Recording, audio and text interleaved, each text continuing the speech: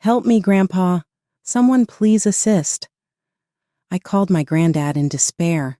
There was no need for the worthless me and my brother with developmental impairments. Growing up, my brother and I were constantly compared to our sister, who was regarded as a genius. Our grandfather hugged us tenderly as we struggled to recover from the blow of our parents' disavowal. "You performed admirably. Now there's nothing to be concerned about," he stated. My brother's smile and my grandfather's soft warmth gave me support. I was crying uncontrollably at the time. My name is Nola. I'm 22 years old and currently working at a company. I have a family full of unique individuals, parents, a sister, and a brother. But unfortunately, that uniqueness sometimes takes a negative turn. This is an episode about our family. During our childhood, we siblings got along very well, rarely fought, and always played together.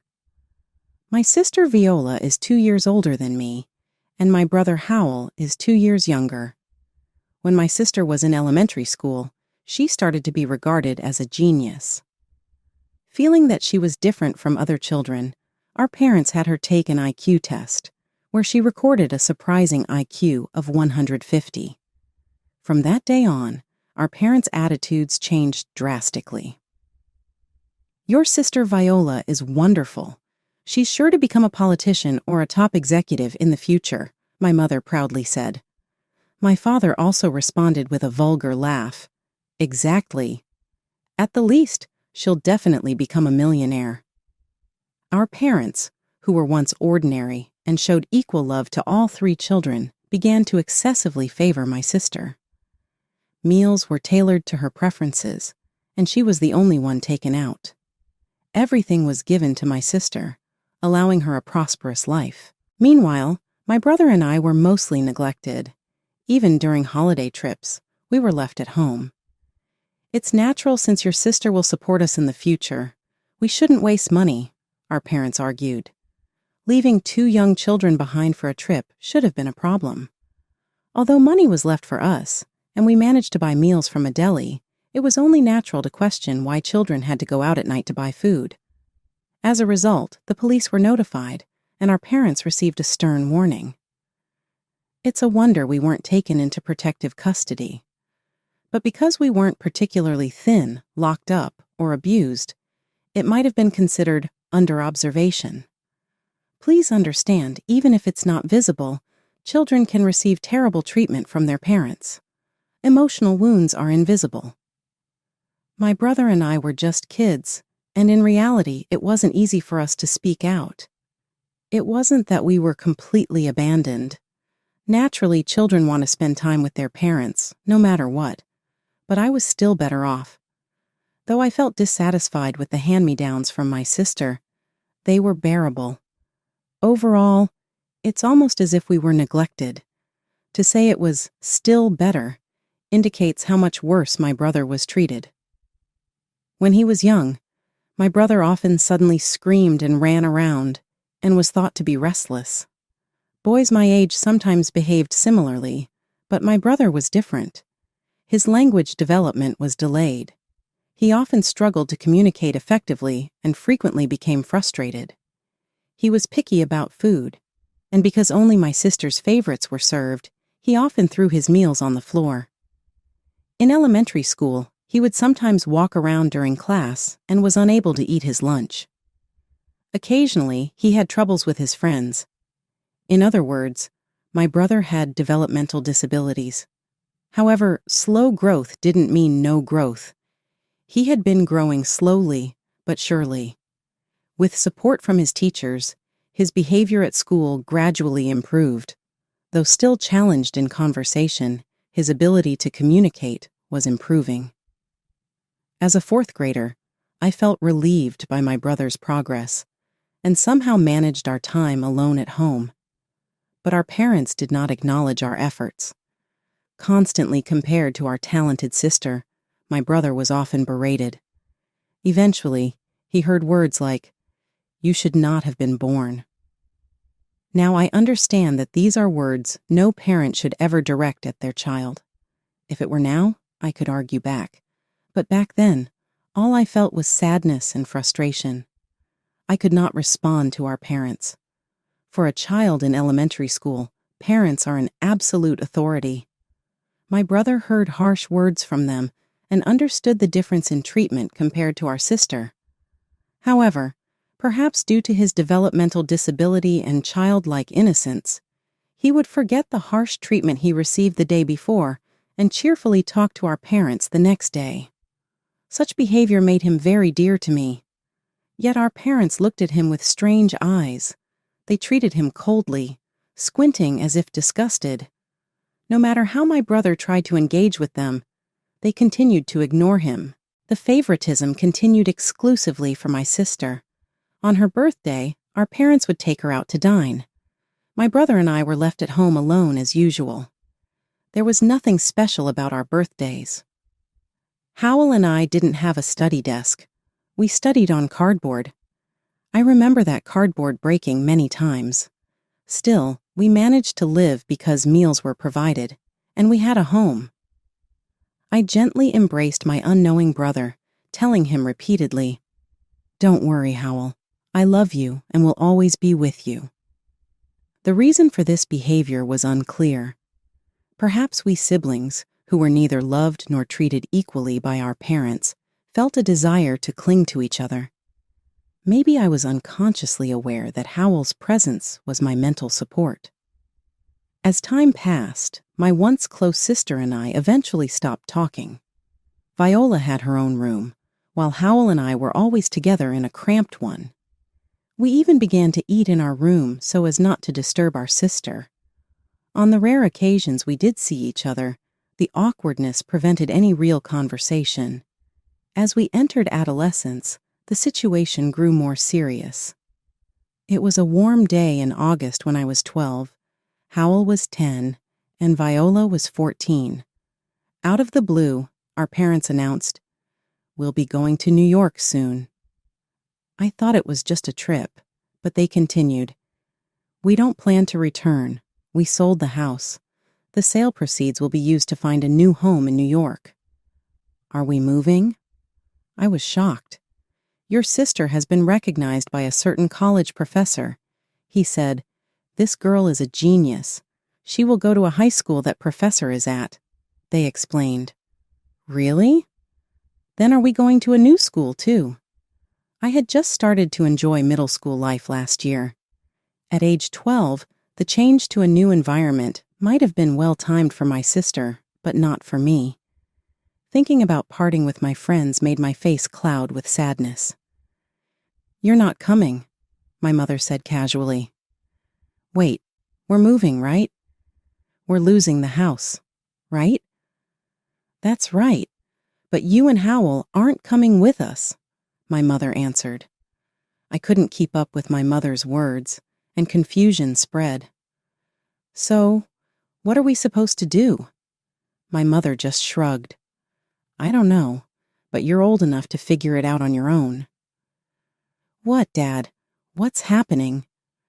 I looked at my father in shock, but he kept his eyes on the TV and answered, "Nothing special. Just saying you and Howell are not needed. Don't you get that? You're a burden." "But that's too harsh." The moment I tried to continue, my mother slammed the table hard. "I'm at my limit. Haven't we taken good care of you until now?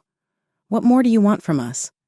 Honestly, like you, Nola, Howell has no prospects for the future. I don't see the point in supporting such children any longer." "Really, we deserve thanks just for raising you. Not seeing the point in continuing to support us, we were at least able to maintain a basic life." But was that enough? Had our parents ever shown up at school events? Did they come to sports days? They didn't attend parent-teacher meetings either, claiming they were too busy. They just ignored our existence while we were merely living. Such selfish reasoning darkened my thoughts. "Sister, give this to me." At that moment, my unknowing brother said that and handed me a book. As I vaguely watched our parents' faces contort, I gently corrected him. "Howell, that's not quite right. Say, Please give this to me. That's correct. With a beaming smile, Howell repeated, Please give this to me. My pure and innocent brother, the pillar of my heart. As I was doing this, I realized tears were streaming down my face. Really, you two are nothing but a curse. Fueled by such words from our mother and the indifferent attitude of our father, who pretended to know nothing, I made up my mind. I was still a child, but I was about to start anew. As a middle school student, gone were the days when I couldn't do anything. Now, driven by anger, I made a call in the middle of the night. Expecting to be scolded for calling so late, I was relieved when the call quickly connected, and I heard the voice on the other end. Hello, Grandpa. I need help. After shouting that, I couldn't stop crying. A few days later, Howell and I were staying at our grandparents' house. Our maternal grandparents were no longer around, and we had hardly ever seen our paternal grandparents. Despite feeling anxious, after I tearfully told everything in the middle of the night, my grandfather came to pick us up right away. By then, our home was already empty. Our parents had already moved to a new house with our sister. It was an unbelievable reality. Holding the few belongings we had, Grandfather found us bewildered and angry. The useless me and my brother with developmental disabilities are no longer needed, I said. As I finished saying those words, tears once again flooded my face. Immediately, a warm embrace enveloped us. You've done well. There's nothing to worry about now. Good job, Nola. Touched by Grandpa's words, tears overflowed again as I cried my eyes out. Howell, who didn't understand, also began to cry. Grandpa supported us until we calmed down. Then we headed to our grandparents' house. Grandma warmly embraced us upon arrival and cried together with Howell and me. Afterward, it was decided that we would live with our grandparents. Grandpa had spoken to our father, his son, over the phone, but he was furious, saying it was a completely pointless conversation. The contents of that conversation were easy to guess. However, knowing that Grandpa could express his emotions like that, strangely, helped restore peace to my heart. A few days later, once we had settled in, Howell and I thoroughly explored our grandparents' house. Despite being our first visit, the house, located in the countryside, was very spacious. We saw a place on the property that was unfamiliar, and I asked Grandpa about it. Grandpa, what is that? That's a barrel for wine. Our family has been running a winery for generations, he explained. According to Grandpa, the house had been involved in winemaking for a long time, but it was not particularly famous and didn't bring in much income. Displeased with that fact, our father left home without taking over the family business. Since then, there had been almost no contact with our grandparents. Still, they welcomed us with smiles, and I was just filled with gratitude for this welcome.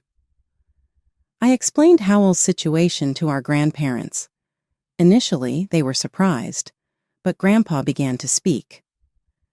Everyone is different, and that's what's good. I'm not perfect either, and I can't understand difficult things quickly. I've been told I was short-tempered, but I made it this far because of others' support. You and Howell are fine just as they are. He encouraged us. Grandma joined in, saying, Let's take our time. Life is long, and there's absolutely no need to rush. It's lovely to be like children forever. She said this smiling and stroking our heads. The kindness of my grandparents and Howell's honest smile gently enveloped my heart. Tears of emotion overflowed multiple times. As a result, we transferred schools. But the rural school had fewer students, so we were able to fit in quickly. Although it was the countryside, the community was not closed off. The people were very warm. In that environment, Howell thrived, and I too experienced growth. Thanks to our grandparents taking care of Howell, I finally had some time to myself. Having been preoccupied with taking care of my brother before, I spent my newfound time catching up on my studies. Howell developed a particular interest in the winery and often went to watch our grandfather and the craftsmen at work. During that time, there were moments when I remembered our parents, who had abandoned us, and our sister, from whom we were separated. But with the constant love from our grandparents, I hardly felt lonely and lived fulfilling days. Before I knew it, 10 years had passed. Having graduated from college at 22, I landed a job at a decent company and worked near my grandparents' home. Howell, having graduated from high school, has been helping out with Grandpa's business. The grown-up Howell could now converse smoothly, and although he sometimes made outlandish remarks, they were trivial matters now. At 20, Howell was diligently studying to become a certified winemaking technician. Enthralled by the world of winemaking, Howell engaged in vigorous discussions about techniques and methods with Grandpa and other craftsmen nearly every day. Grandpa, who had aged significantly over the decade, came alive during these discussions. I was enjoying a stable and happy life, cherishing those days.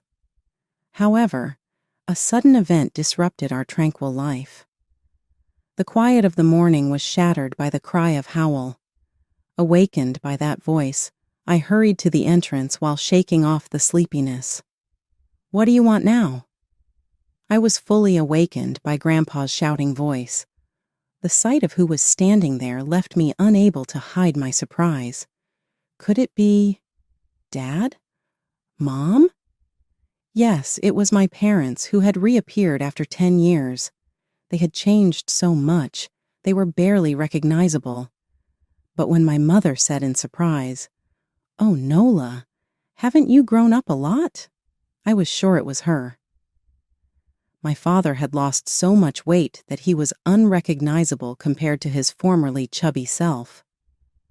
Mom's hair, once regularly maintained at the salon, was now disheveled and peppered with gray. She looked nothing like her old self, almost like a different person.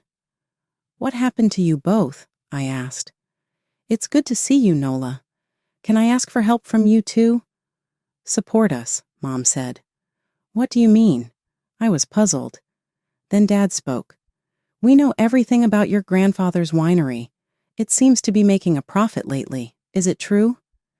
"It's making $5 million a year.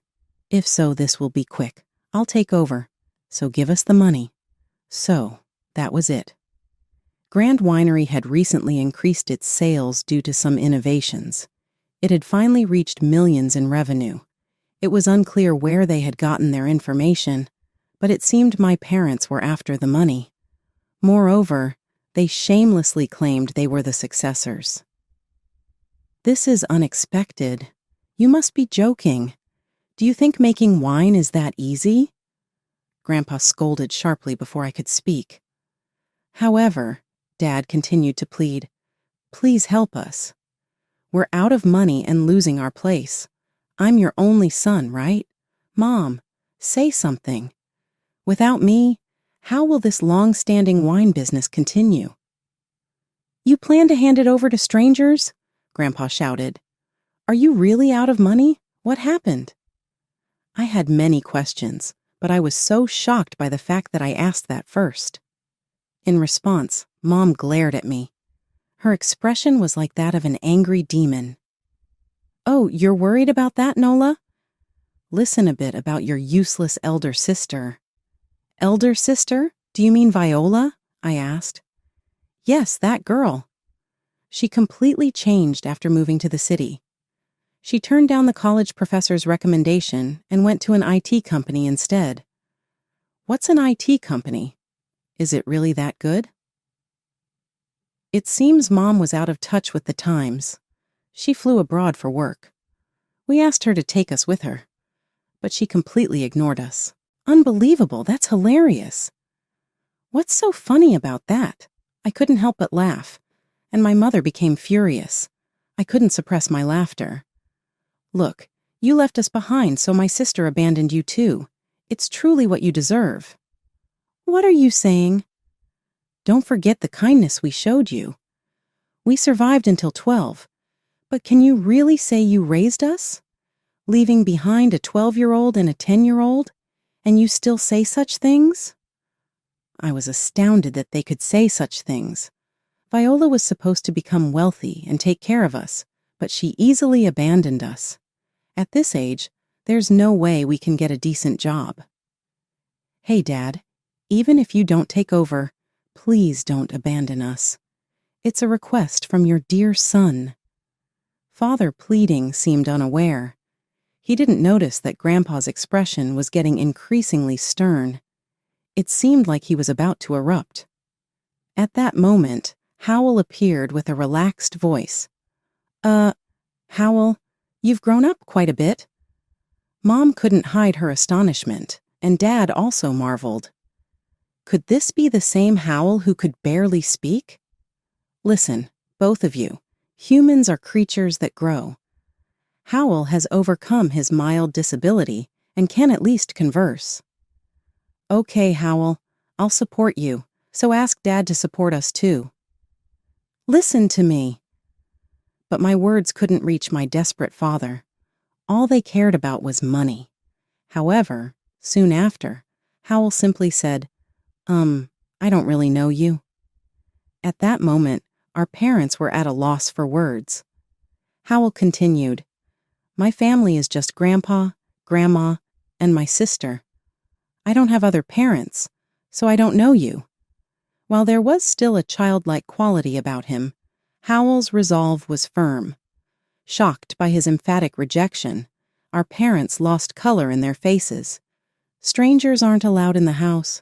Goodbye." With that, Howell disappeared into the back of the room. "Wait! Howell! Nola, say something!" But I had merely repeated something as they asked, but apparently that wasn't satisfactory. As I pondered this, Grandma reappeared. She was holding a box with something white inside. "Leave," she said in a grave voice. Before a downcast Grandpa, my father was frightened. Soon after, Grandpa suddenly looked up and declared forcefully, "This winery will be inherited by Howell. We have no need for someone like you here. You who abandoned Nola and Howell are strangers. I have no interest in caring for strangers in my old age. Leave this instant." "What? Howell will inherit? That's impossible. What are you saying?" "The reason our winery sales have soared is all thanks to Howell." "What? Howell? How is that possible?" Actually, Howell started to seriously help with winemaking right after he graduated from high school. Although he couldn't officially drink until he was 21, he was remarkably able to distinguish flavors just by their aromas. He detected even the slightest differences in taste faster than anyone else. Perhaps from childhood, his sense of taste was extremely sensitive, which was considered part of his developmental disorder. And that ability had proven to be very useful in winemaking. Based on Howell's opinions about subtle changes detected through sense alone, some improvements were made, and Grandpa said, "We've created something incredible." It became a huge hit.